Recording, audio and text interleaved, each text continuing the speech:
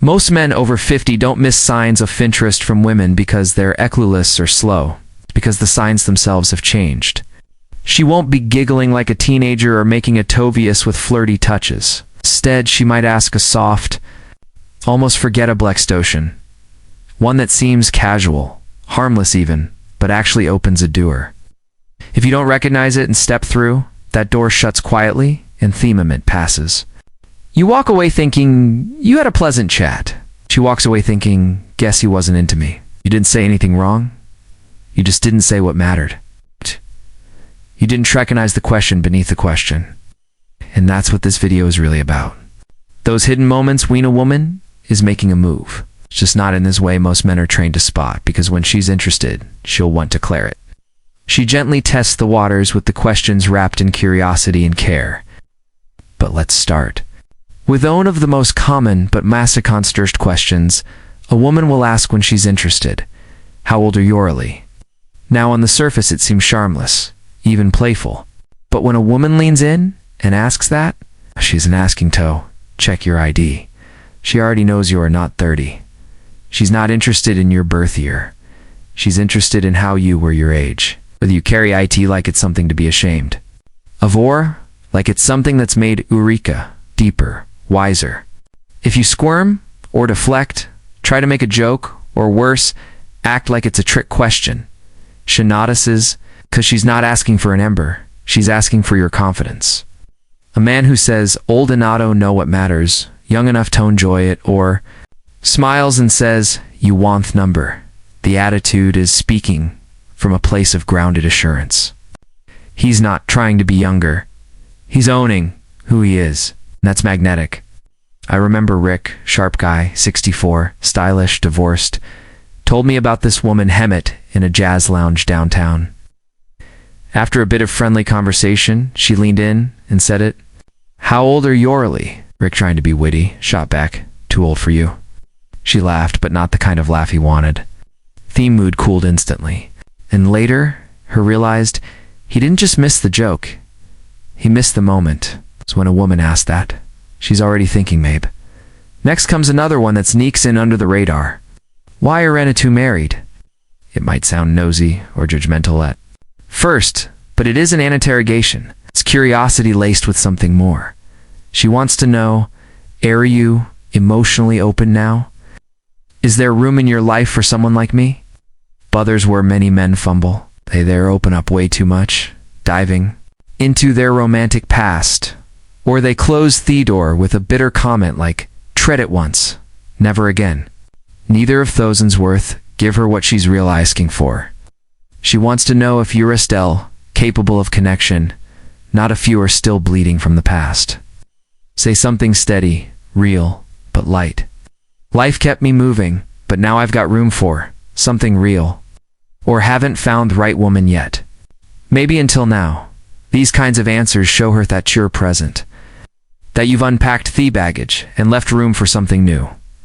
Take Gerald, for example. He's 67, good with his hands, quiet, gentle, met a woman in a community garden. They got to talking just tomatoes at first. Then one day she asked him softly, so how come you're not married? Gerald panicked and mumbled something about how things just didn't work out. The next week she stopped showing up. Later he told me, I didn't realize she was asking because she was thinking of Buddhists. That's how these questions land, light on. The surface, deep underneath. Another one that catches men off guard. Do you date younger women? Some men puff up their chest and treat it like a compliment. Others get defensive, brushing it off with self-deprecation. But she's not looking for bravado or incline. She's asking if you could see her not as a friend, but as a potential partner. She wants to know if your connection with her matters more than her age. It's not about numbers, it's about presence. Avoid the cliches. Don't list your type or make it sound like she's just the next in a series. Say something like, I don't really date biage. I connect based on energy. Or what matters to me is how a woman makes me feel, not the date on her birth certificate. It shows maturity, that shows depth. And more importantly, it makes her feel like she matters in this moment.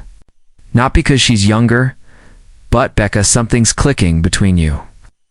Arcus, 59, well-dressed, great conversationist. Once told me about meeting a woman in a bookstore. They hit you off instantly. After sharing a coffee and a few laughs, she asked, "That question, do you date younger women?" He smiled and said, "I like women wobbering good energy regardless of age." Her smile in return wasn't polite, it was hopeful. That night turned into dinner. Dinner turned into something more, because he didn't miss the moment, when the door cracked open. Then there's this question. What kind of woman do you usually go for? It sounds like harmless curiosity, small talk, but it's not. She's not trying to match you with Simone. She's trying to see if she fits, if she belongs in your world. And most men blow it by giving a literal answer, talking about looks, interests, hobbies. It's like reading off a menu, but what she really wants to know is, am I enough for you? The better answer focuses on traits that any good woman might have. Someone kind, curious, who can laugh when things get tough. When she hears that, she's not just comparing hers. She's imagining herself fitting into your life. I remember Elliot, 62, retired firefighter, a woman he met while volunteering, asked him that very question without thinking. He said, someone who makes the space feel peaceful just by being there. Later, she said, I was hoping I was your type, and she meant it. Now let's talk about charm. She smiles at you and says, are you always this charming? It's playful, almost teasing, but don't mistake it for banter alone.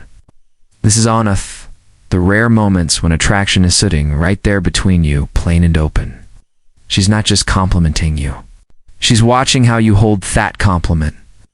Do you brush it off with a joke, or do you meet her warmth with steady confidence? The best reply is simple, soft, and real.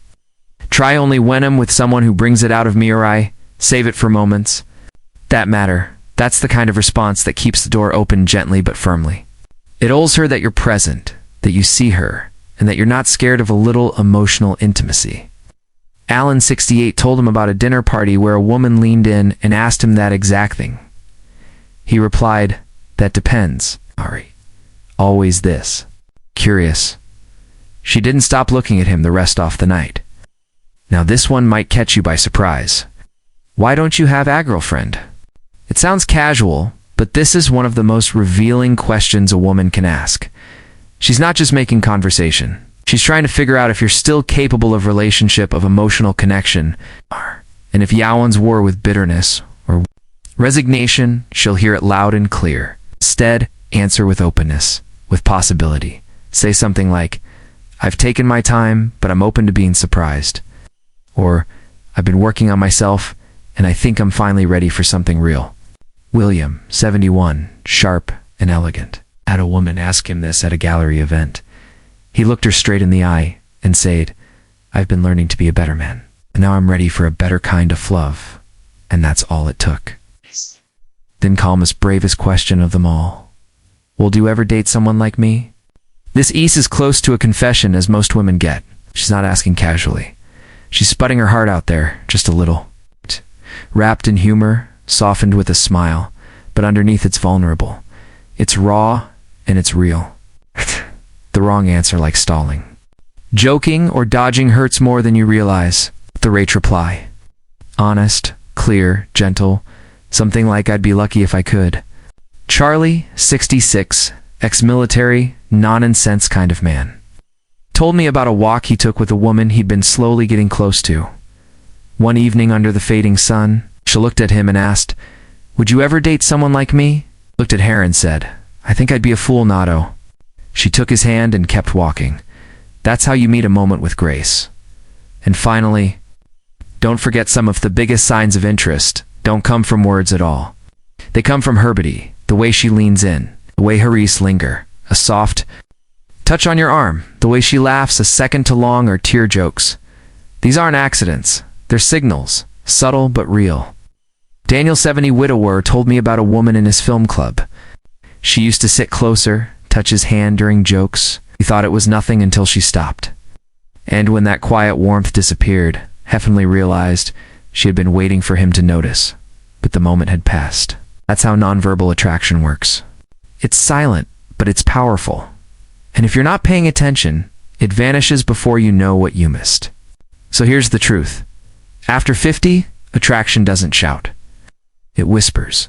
It asks soft questions. It leans in with a smile. And when it does, your job isn't to perform. It's to notice, to show up, to meet her with honesty and warmth, not cleverness. When you do, everything changes, because you're not just another man. You're the man who makes her feel seen. And if this message spoke to something inside you, don't just think about it. Subscribe, like, and tap that bell so we can keep bringing real conversations to men like a why. Ow. Men who still have something powerful to give, and even more left too.